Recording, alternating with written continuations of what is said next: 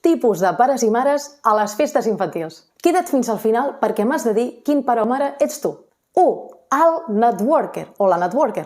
No desaprofita cap situació social. Allà on hi ha gent sap que hi ha oportunitats de negoci.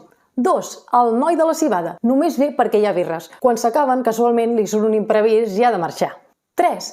La mare Teresa de Calcuta, aquell pare o mare que sempre es volquen ajudant tot el que pot. No assumeix que és un convidat i que no és l'amfitrió. 4.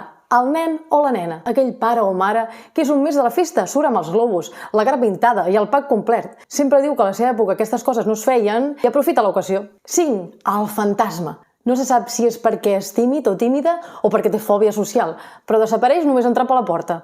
6. El xapa. No importa si l'acabes de conèixer, sortiràs de la festa amb gel a l'orella i a punt per fer-li una biografia. 7. El gastrònom. El motiu de la seva presència és el menjar. La seva missió és provar-ho tot. Només ve per això. 8. La de l'AFA. Qualsevol trobada és bona per improvisar una reunió de pares i mares i planificar noves activitats per l'escola. I tu, quin pare o mare ets? Vinga, comenta i comparteix aquest vídeo al grup de WhatsApp de l'escola, que segur que us riureu molt.